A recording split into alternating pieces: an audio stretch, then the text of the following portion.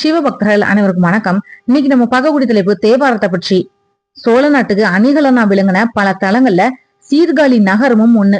இந்த தலத்துல 7ஆம் நூற்றாண்டுல சிவபாத இருதயர் அவரோட மனைவியார் பகவதி அம்மையார் இவங்க 2 பேருமே வாழ்ந்துட்டு வந்தாங்க. இவங்க 2 பேருமே சிவபெருமானோட திருவடிகளை தவிர வேற எதையுமே பற்றுக்கோடா கொள்ளாம இல்லற வாழ்க்கையையும் நடத்திட்டு வந்தாங்க.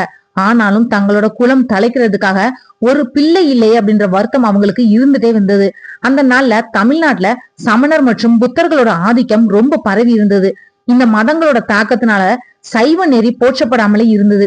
இந்த நிலையை கண்டு ரொம்ப வருத்தமுற்ற சிவபாத இருதயர் மாற்று சமய கொள்கைகளை நிராகரிச்சு சைவ சமயத்தோட சிறப்பினை நிலைநாட்டக்கூடிய வல்லமை பெற்ற ஒரு குழந்தை தனக்கு பிறக்கணும் அப்படின்னு சிவபெருமான தினமும் வேண்டிட்டு வந்தாரு. சிவபெருமானோட அருளால கோள்கள் அனைத்தும் வலிமை பெற்று உச்சத்துல இருந்த ஒரு திருவாதிரை நன்னாள்ல பகவதி அம்மையார் ஒரு ஆண் குழந்தையும் பெற்றெடுத்தாங்க.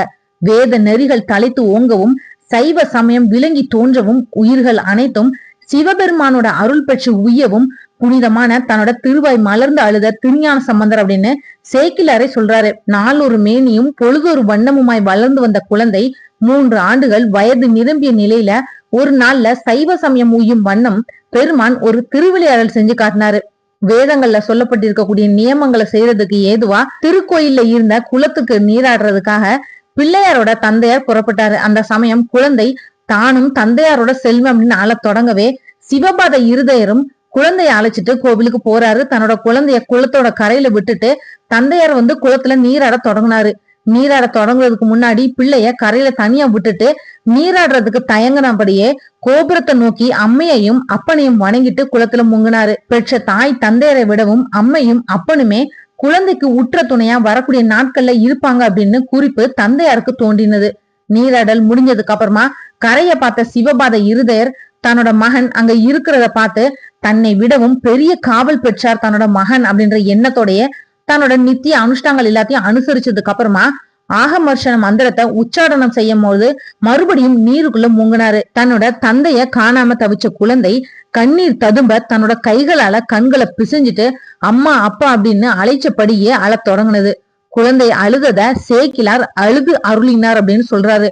குழந்தை அழும்போது முதல்ல கண்கள்ல நீர் பொங்கக்கூடிய நீரை துடைக்கும் போது குழந்தை கண்களை கசக்கும். அதுக்கப்புறமா குரல் கொடுத்து அழத் தொடங்கும். இதே வரிசையில சேக்கிலார் இந்த பாடலையும் சொல்லி இருக்கிறத நம்ம உணரலாம். திருக்கோயிலோட சிகரத்தை பார்த்து அம்மா அப்பா அப்படின்னு அழைச்சபடியே குழந்தை அழுது காலம் கனிந்து வந்ததை கண்டு பெருமாள் குழந்தைக்கு அருள் செய்யறதுக்காக திருவுளம் கொண்டவராய் தேவியோட தாமும் விடையின் மீது அமர்ந்தவரா குழந்தை இருந்த இடத்துக்கு கிட்டக்க வந்தாரு. கிட்டக்க வந்தவர் தேவியை நோக்கி உன்னோட திருமுலைப்பாலை ஒரு பொற்கிண்ணத்துல பொழிந்து குழந்தைக்கு ஊட்டுவாய் அப்படின்னு சொல்றாரு. தேவியும் உடனேயே பொற்கிண்ணத்துல பாலை வச்சுட்டு குழந்தைக்கு கிட்டக்க போய் குழந்தையோட கண்கள்ல பெருகின நீரை தொடச்சு அடிசிலை உண்ணுவாய் அப்படின்னு சொன்னாங்க. எண்ணறிய சிவஞானம் குலைத்து கொடுக்கப்பட்ட பால் என்று சேக்கிலாரும் சொல்றாரு. குழந்தைக்கு பிராட்டி ஊட்டிய பாலமுதம் வெறும் பசிய மட்டும் போக்குறது இல்லாம சிவ ஞானமும் கலந்து குலைத்து ஊட்டப்பட்டது அப்படின்னு சேக்கிலார் சொல்றாரு. இப்படி அம்மை ஊட்டிய பாலடி சிலை உண்ட குழந்தை சிவபெருமானோட திருவடிகளை சிந்திக்கக்கூடிய தன்மையையும் சிவபெருமானே மேலான பரம்பொருள் அப்படின்ற கலை ஞானத்தையும் பிறவி பிணியினை தீர்க்க வல்ல மெய்ஞானத்தையும் உணர்ந்தது அப்படின்னு பெரிய புராணத்துல சேக்கிலார் சொல்றாரு. குழந்தையோட கண்கள்ல வடியக்கூடிய நீரை தொடச்சு பாலை குடிக்குமாறு சொல்லி அழுகை தீர்த்த தேவியார் குழந்தை பால் குடிச்சு முடிச்சதுக்கு அப்புறமா வாயை தொடச்சதா பெரிய புராணத்துல எங்கேயுமே சொல்லல. அன்றாட வாழ்க்கையில நாம குழந்தைக்கு சோறு ஊட்டியதுக்கு அப்புறமா குழந்தையோட முகத்தையும் வாயையும் நல்லா அன்னைமார்கள் துடைக்கிறத பார்த்திருப்போம். ஞானப்பால் குழந்தை குடிச்சத உலக அறிய செய்யறதுக்காக பார்வதி தேவியார் அன்னைக்கு குழந்தையோட வாய கடைவாயில வலிந்து கொண்டிருந்த பால் துளிய துடைக்கல அந்த மாதிரி சொல்லியிருக்காங்க. அப்படி துடைச்சிருந்தா குழந்தையோட தந்தை எப்படி குழந்தைய கேள்வி கேட்பாரு? குழந்தை ஞானப்பால் குடிச்சத உலகறியும்படி இந்த நிகழ்ச்சியும் நடந்து இருந்தது. பரமனும் தேவியும் விடையோட மறைஞ்சாங்க. அந்த சமயத்துல கரையேறிய தந்தையார் குழந்தையோட வாயில இருந்த பாலோட துளிய கண்டு ரொம்ப கோபம் கொண்டவராய் தன்னோட கையில ஒரு குச்சியை ஏந்திட்டு யார் கொடுத்த பாலடி சிலை நீ உண்ட அப்படின்னு கேக்குறாரு. எச்சில் மயங்கி உனக்கு இட்டாரை காட்டு அப்படின்னு மிரட்டினாரு. குழந்தை கண்கள்ல ஆனந்த கண்ணீர் பெருக உச்சி மேல் குவித்த கைகளை எடுத்து ஒரு விரலாலேயே திருக்கோயிலோட கோபுரத்தை காட்டி தோடுடைய செவியன் அப்படின்ற பதிகத்தை, அதாவது முதல் திருமுறை முதல் பதிகத்தை பாடினபடியே அம்மையப்பன் தான் எனக்கு பாலடிசில் அளித்தார் அப்படின்னு உணர்த்தினாரு. தேவர்கள் பூமாரி பொழிய நடந்த அதிசயத்தோட தாக்கத்தை தந்தையாரும் உணர்ந்தாரு. ஞானப்பால் குடிச்சதுக்கு அப்புறமா ஞானத்தோட தொடர்பு ஏற்பட்டு இறைவனை புகழ்ந்து பாடல்கள் பாடின குழந்தைய அனைவருமே ஞான சம்பந்தர் அப்படின்னு அழைச்சாங்க. குழந்தையோட இயற்பெயர் என்னன்னு பெரிய புராணத்துல எங்கேயுமே குறிப்பிடப்படல. இந்த பதிகத்தோட பாடல்கள்ல பெருமானோட அடையாளங்கள் உணர்த்தப்பட்டு அவனே பெருமைக்கு உரிய தலைவன் அப்படின்னு ஒவ்வொரு பாடல்லையும் சொல்லப்படுறதுனால சைவ சமயத்துக்கு தலை சிறந்த ஆசானா திருஞான சம்பந்தரும் கருதப்படுறாரு.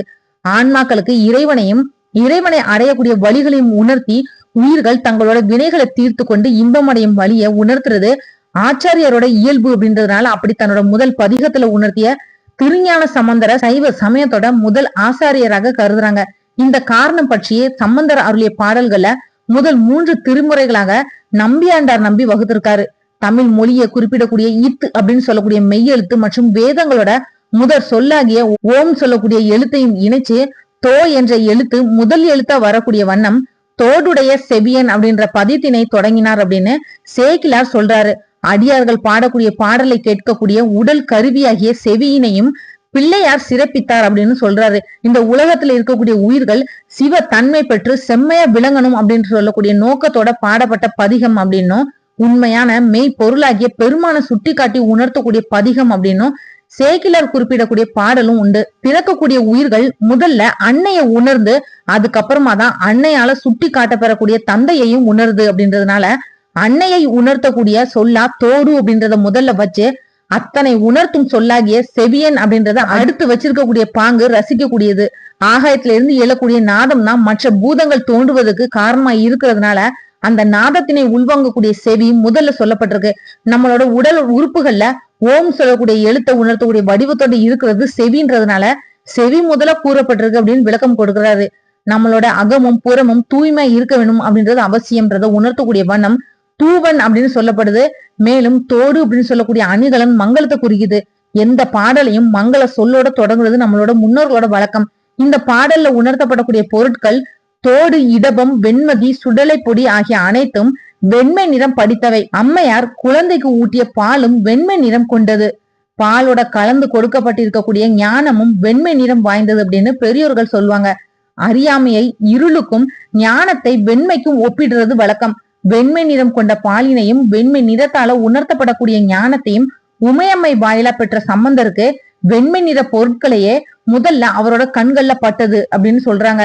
பெருமானோட அடையாளங்களா பாம்பு, ஏனக்கொம்பு, பெண் கலந்த உருவம், கங்கை நதி, ஆமை ஓடு, கோவண ஆடை, கங்கணம், செஞ்சொடை, சிவந்த திருமேனி இது எல்லாம் இருக்க வெண்மையான நிறத்துல இருக்கக்கூடிய பொருட்களை மட்டுமே தேர்ந்தெடுத்தது இந்த பாடலோட தனி சிறப்பு. குணங்கள் பல வகையா சொல்லப்பட்டாலும் அது எல்லாமே ராஜசம், தாமசம், சத்துவம் சொல்லக்கூடிய 3 உள்ளேயே அடங்கிடும் அப்படின்னு சொல்றாங்க. இவைகளை செம்மை, கருமை மற்றும் வெண்மை நிறத்தால குறிப்பிடுறது வழக்கம். வெண்மை நிறம் கொண்ட பால் ஊட்டப்பட்ட சத்வகுணம் நிறைந்த குழந்தை வெண்மை நிற பொருட்களை முதல்ல அடையாளமா கண்டுகொள்றது இயல்புதானே. இந்த வீடியோ உங்களுக்கு பிடிச்சதா மத்தவங்களுக்கு ஷேர் பண்ணி விடுங்க. இந்த மாதிரி பயனுள்ள தகவல்களுக்கு மறக்காம சேனலை சப்ஸ்கிரைப் பண்ணுங்க. ஆன்மீக தேடல்ல நீங்களும் தேடலாம் உங்களோட இஷ்ட தெய்வத்தை பற்றி. முதல் தடவை நம்ம சேனலை பாக்குறவங்களா இருந்தீங்கன்னா சப்ஸ்கிரைப் பண்ணி பெல் ஐக்கான் ஆன்னு கிளிக் பண்ணிடுங்க. அப்பதான் நான் போடுற பதிவு உடனடியா நோட்டிபிகேஷனா உங்ககிட்ட வரும்.